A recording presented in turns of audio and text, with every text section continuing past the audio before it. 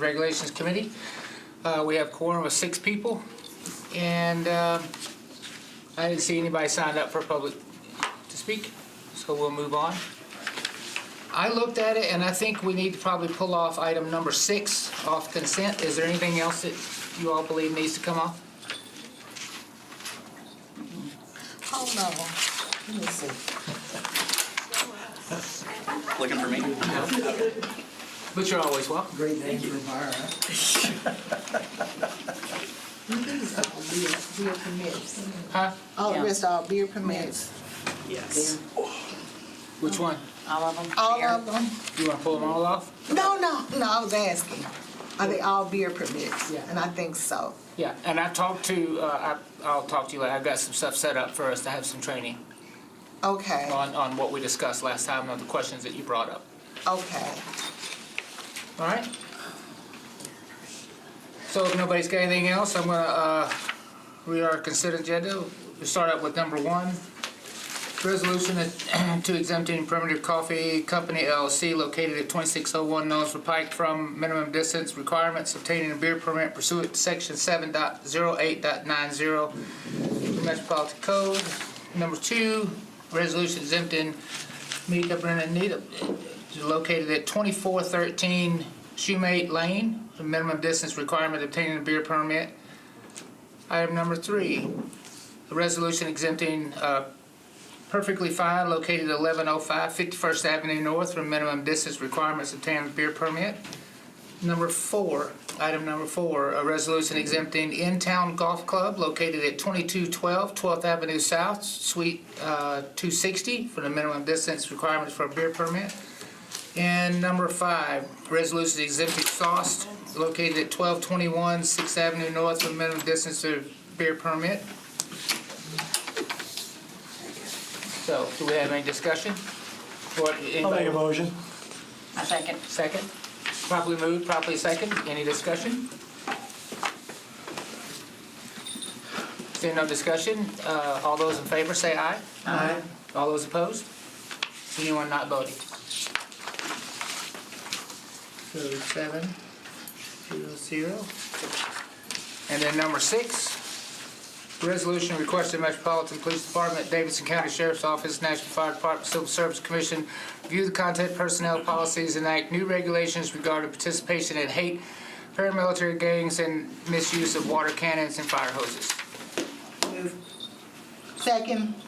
Properly moved and seconded. Any discussion? All right. Thank you, Madam Chair, for recognizing me, nominating committee council members. Thank you for considering this piece of legislation. As you all are aware, over the past several months, I and a number of council members have been working on some legislation as it specifically relates to this issue. What this resolution does is it specifically requests that the named departments, including the Civil Service Commission, as well as Metro HR, do a substantive review of their internal policies as well as the civil service policies and Metro policies as it relates to this specific topic of paramilitary gangs and hate groups. There is an amendment within the legislation that I would ask for the committee to also take under consideration. What the amendment does is it more narrowly tailors specifically what the Civil Service Commission is asked to look at, simply because that's more within their purview, whereas the use of water cannons and fire hoses are more specific to those departments that have access to that specific type of equipment.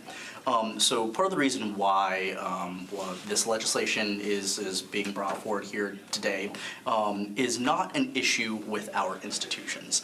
I've said time and time again, I believe that Metro has some of the best institutions in place in this state. But what we do know is that there is a specific threat from these kinds of groups seeking to infiltrate governmental institutions and governmental agencies.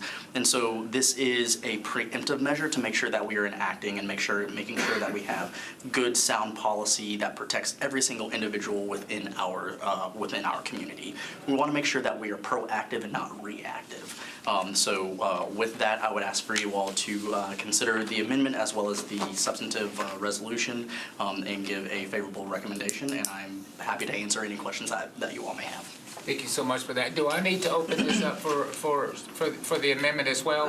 I think if you can get a motion on the amendment, and then if you want to discuss the amendment, and then, Okay. vote on the amendment, and then move to regular discussion. Move the amendment. Second. Okay, so the amendment's before us. Any discussion on the amendment? I had a question. So I noticed in the preamble, there's a lot of language in there that maybe jump back and bristle a little bit, because it was talking about things that are not even on this continent. And I was just wondering if that was necessary language to be in this particular bill. I understand and I get it, and I would like to have protections for our city against horrible behavior. I appreciate that.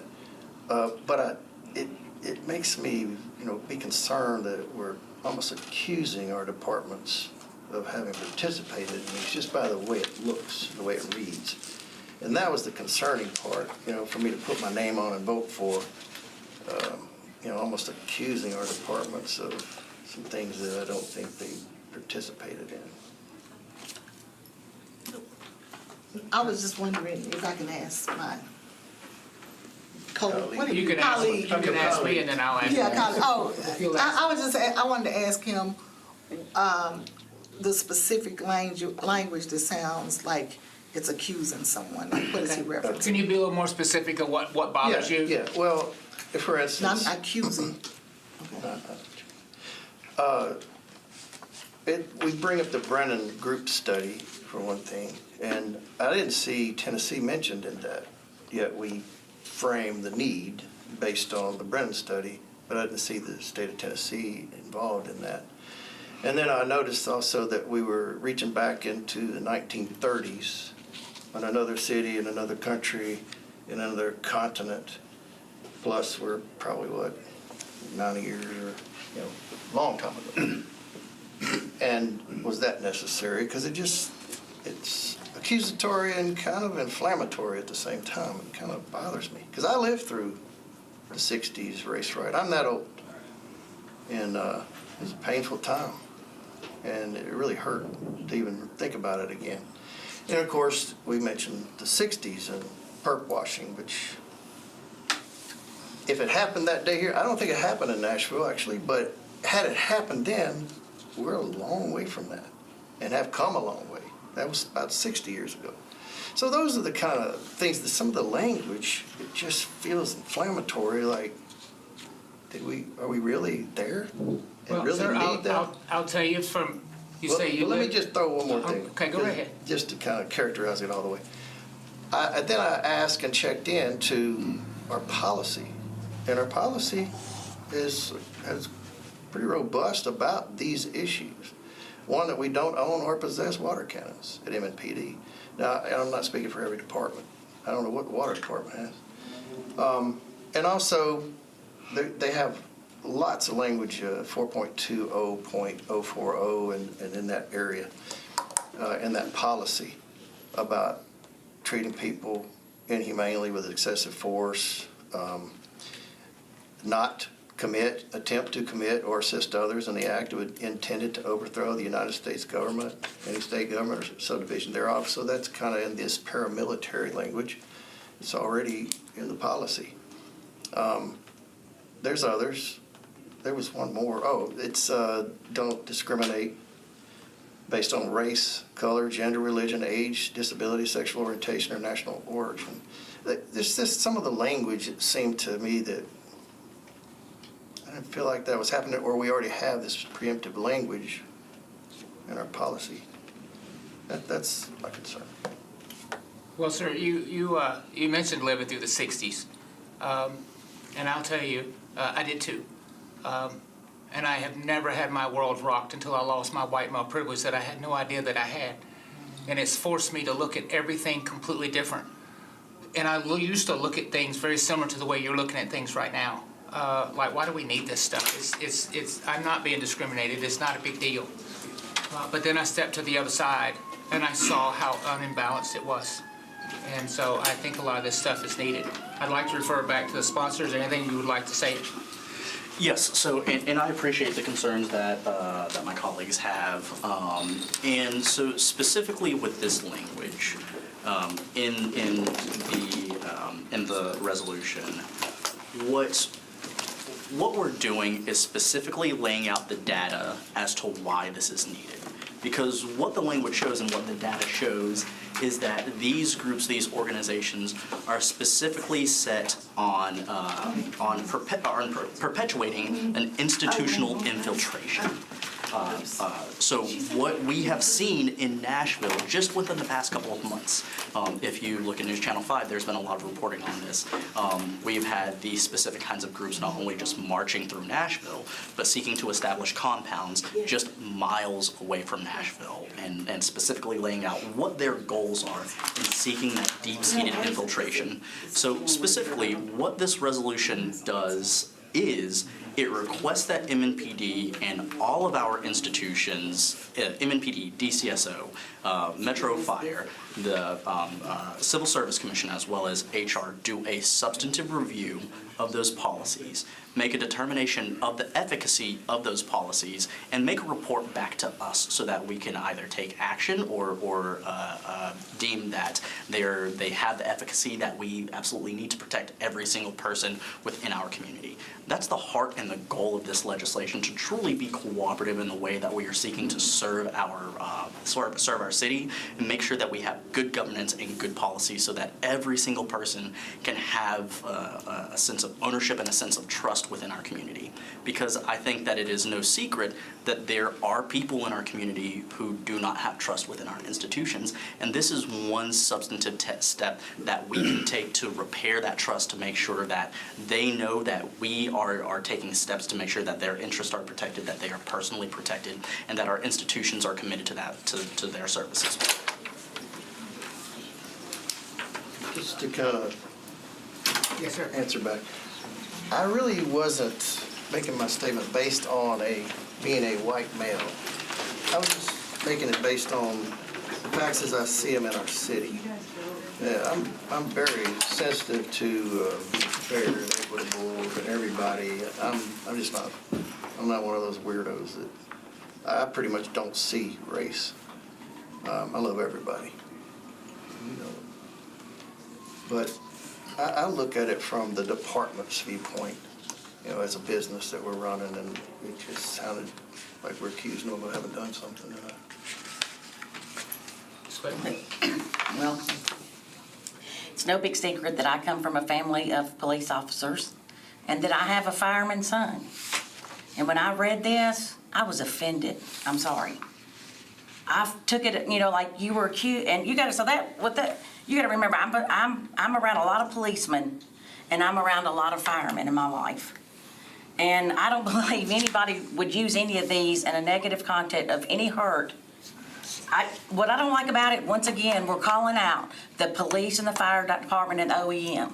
But what I want y'all to do, because there's a lot of people on this council that sees police, fire, OEM, one side of it. But what y'all don't see is the mental health and the physical health that those people put on the line for us every day. Y'all have no idea what they go through in a day's time on a 24-hour shift, the things they see, the things they have to do. And yet we still continue to call them out. I don't believe there ought to be hate anywhere. I will stand up, if I was in a room and somebody was hating on Joy or hating on you, Jeff, I would be the first to speak up. But I'm not gonna call out 3 groups and say, hey, we need to look at y'all individually. I think if we do something like this, it needs to be the whole Metro departments. All of them, everybody. Hate, don't call out people because you don't like their ideology of what they do. Call out everybody. Hate's a big thing. Hate's among us all. I won't vote for this. I just want everybody to know why it's worded like this. I won't vote for this. My son's a fireman. I read it to him. He's like, Mama, I would never do nothing like that. I'm like, I know that. So until we get the wordage right to where it's not offensive to people that are putting their life on the line for us daily, I'll have to not vote for it. Madam Chair, if I may. Yeah, absolutely. I can appreciate your standpoint, but if you, two points that I want to make is if you look at the legislation, it names, yes, MNPD, NFD, and DCSO. It also names the Civil Service Commission, which is applicable to all of Metro. I'm working with the Director of Metro HR, which serves all of Metro. This is the first step of me for them to provide us recommendations to then, if we deem necessary, to then go the rounds of amending our ordinances. That's the first thing. Second thing is, this was not your intention. I know it was not your intention. But the way in which we speak to people is really important. I don't know what you mean by y'all. As only one of 3 black men on council, I found that offensive. Now, I know that was not your intent. But, but I think it is very important the way in which we communicate these things. Now, there are experiences that I and people who look like myself have that the majority of people sitting in this body here today will not understand.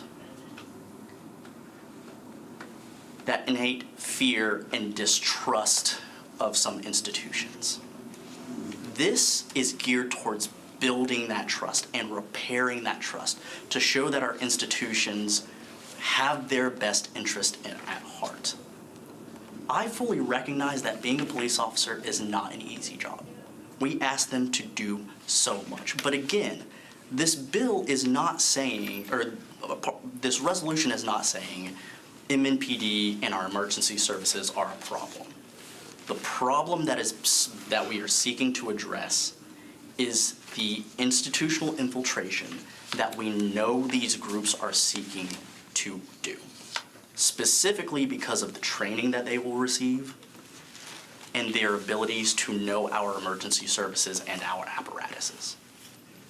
I am seeking to prevent a harm before it takes place. I've said it a number of times that I have the utmost respect and reverence for the folks who come in and seek to serve our community, because it is a difficult job. It falls on us to make sure that we have good policy, that we are enacting good policy on a broad basis. And again, this is the first step in that. Because I think all of you have seen the manner in which that I have worked on this over this past year. I've been working on this since January of this year. And I've truly sought to do it in a collaborative way that works with our institutions, that works with every single person on council who has sought to engage with me in this process. And so it is, again, this is not saying that our institutions are bad and the people within them are bad. What it is saying is that we know that a threat exists, and we have to be proactive in addressing that so that a harm does not occur to the citizens of our city. Again, what this resolution does is simply ask for a review and providing us the feedback of that review. That is all. And it lays out specifically what those threats are. And again, with that, I would ask for you all to take this under consideration and provide your approval. Thank you. Thank you. Mr. Easley? Thank you. When this was first proposed in its first form, it seemed like an overreach and unconstitutional as it was. It, at some point, probably could have just been vacated. But now we're down to this version where it just seems like we continue to try to needle at it. I don't think some of the language in there should have even ever been put in there. And I'd like to ask police or fire, any recollection of anybody being perp washed in Metro? If you could ask me, I'll ask them. Okay. Could you ask them if we've ever used water cannons to their knowledge in Davidson County? Have you ever used water cannons, sir? Not to my knowledge, no. I'm not sure why that was in there, and I feel like it's part of the gaslighting that this whole thing seems to represent. It can also, where you say, be to build trust with the community. At the same time, it could also be seen as destructive toward the police, toward the fire, and continue to beat down the trust that you're talking about building. I don't think there's as much of a need or a threat as this bill seems to act like. And it would probably be easier if we saw something and then fix that rather than go searching for something to try to fix. I don't believe a paramilitary agency is going to get to the point in infiltrating our metro services to where we do bring back water cannons. So to me, I feel like this is just a continuance of the original, which at that time was unconstitutional in keeping people from using Facebook and expressing themselves. Sure, they shouldn't be part of hate groups and shouldn't express themselves in hateful ways, but keeping a certain percentage of our government or a person from saying what they want to say is unconstitutional by itself. And I understand HR has its own rules, and I think we have those rules in place, and I'm not sure of any holes that are exposed at the moment that we could fix. But I would encourage that if we found something, we fix it specifically rather than just throwing a net and looking for something to catch. I cannot support this. Ms. Wells? Thank you, Chair. I support this 100%, and I think there's some misconceptions about what this does. This is not really about anything that has happened in the past or what we are accusing anyone of anything that has happened in the past. This is looking to take steps so we can protect ourselves in the future from what we have seen happen, like you were talking about in the 30s. Things have happened. They did happen back in the 30s. History can repeat. Things that we have seen happen in other states in this country, and things that will be changing. As we know, there was just reports of white nationalists setting up small communities in counties outside of Nashville. We've seen what can happen. So this is more to protect ourselves as we move in the future. It's not accusing fire, water, OEM of anything, but the reason that they are a focal point in so much of this type of legislation is because those are our institutions that have decisions of life and death over other people. And so we want to make sure that any bad actors that might be in place in these institutions, there are mechanisms in place to prevent them from perhaps doing harm to larger groups. It's not saying that anything has happened in the past. This is to protect us from something happening in the future. You know, things change constantly. We're going to have a new administration and a new outlook in terms of what happens and how we deal with everything with a new administration coming in. We know what has happened in the past. It's again around the country. We're seeing this, like water cannons. We are seeing that in other cities in the country. These are simply saying we're going to be proactive and put in place mechanisms so that we can not have to face these type of problems. You know, my husband is a songwriter, and when we were signing his first publishing contract, they were listing all the mediums by which his songwriting could be, his songs could be used, and it stopped at like cassette tapes. And I wanted a line on the contract that said, any other thing that is developed. And these guys were all like, ha, what could possibly be more than like the cassette tape? Or maybe it was just the beginning of DVDs, because we don't know what's going to happen in the future. So we want to make sure we have those things that protect us when technology changes, when the world changes, when things change, that we already have mechanisms in place to stop things before they become problematic or harm people in our community. So I 100% support this, and I appreciate the sponsor for bringing this, because I think it's important that we look to our future and make sure that we're taking steps to keep safe on every level. Yes, sir. I guess I would just say, I think the point is those mechanisms are already in policy. We're reinventing something that's already there. Yes, sir. Just really quick. My colleague mentioned that this is not happening, and yes, it was way back then, and we're doing something that's preventative. And if that's the case, then surely we can accomplish the same goal here with the change to the language that removes the offensive portions out, so that we can feel like we're not being accused of something in our departments that, you know, and I would kind of like to ask them how they feel about, are they offended? Do they feel like that we need this bill? Do they feel like it's fair to compare them to another country? So, Do you feel offended by this? I think what I would say is two things. One, there's about 18 policy provisions in place currently today that address the things that are covered in this, and that's what I would anticipate reporting if this were to pass. The other thing I would say is that all of our employees are covered if this is going to civil service and becomes a civil service policy. We have a policy provision within our department manual that says we have to abide by civil service policies, everybody. So if that is done, anything that civil service comes up with would automatically be a part of our policy, and all of our employees would be bound by that as well, so. Okay, I pose the same questions to you, sir. Yeah, pretty much the same answers, and we have interdepartmental policies that would cover this, and that, you know, there's the blanket conduct unbecoming. That covers it all right there. That one policy, conduct unbecoming. You would be unbecoming if you was involved in any of this activity. Does that answer your question, sir? Anything else? Vote on the amendment. Okay, no other discussion, we're gonna vote on the amendment. All those in favor, say aye. Aye. Can you raise your hand? I'm sorry, I'm trying to, 1, 2, 3.